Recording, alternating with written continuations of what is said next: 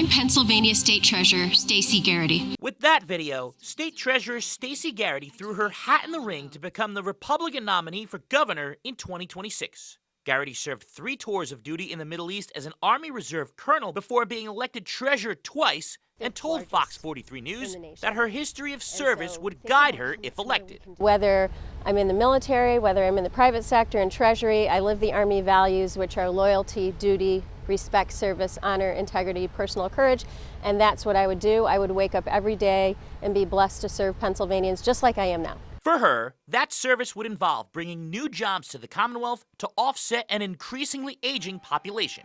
While Pennsylvania already dwarfs all other states but Texas in its natural gas production, Garrity says her economic strategy would center around doing more. If we unleash the liquid gold that we have right under our feet, that is going to decrease inflation, it's going to decrease the price that you're paying at the pump, and it's going to drive down our grocery prices. Garrity has been monitoring the situation with the budget, and while she did not give details on what her own budget proposal would look like, she said that the governor and lawmakers need to do the responsible thing and pass budgets on time. Just like Pennsylvanians, small businesses, our municipalities, they have to pass budgets on time, so should the Commonwealth. And it's good for our credit rating as well. How would you go about funding mass transit, and what have you made of the proposals that we've seen so far in the legislature? Well, as far as mass transit, I think everybody wants to fund mass transit, but you know what? We're kind of out of money, so I think we need to open up the books, we need to see what's in there, see if there's any productivity improvements that can be made. Where do you stand on recreational marijuana in the Commonwealth? Well, first of all, the money that they had in the budget, I would say that it's way, way overstated. If you just look at Ohio, that's had recreational marijuana legalized for just about 1 year. They generated about $115 million in revenue, and they have roughly the same population that we do. I don't have a policy position on it, but I will tell you that if they pass the legislation, I'll make sure that it's banked appropriately. Pennsylvania may also see itself affected by changes to federal laws. President Donald Trump has called on mail-in voting to be eliminated, despite no evidence of widespread fraud in the process. I don't like mail-in ballots either, but you know what? That's the rules of the game in Pennsylvania, and if you want to be on the game, you got to be on the field.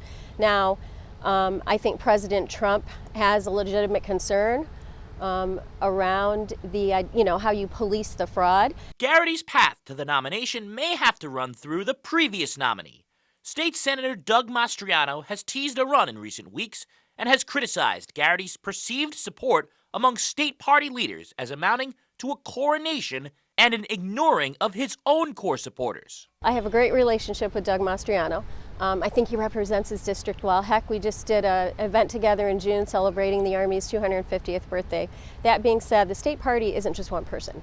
It's over 400 people, and they're elected by registered Republicans in all 67 counties.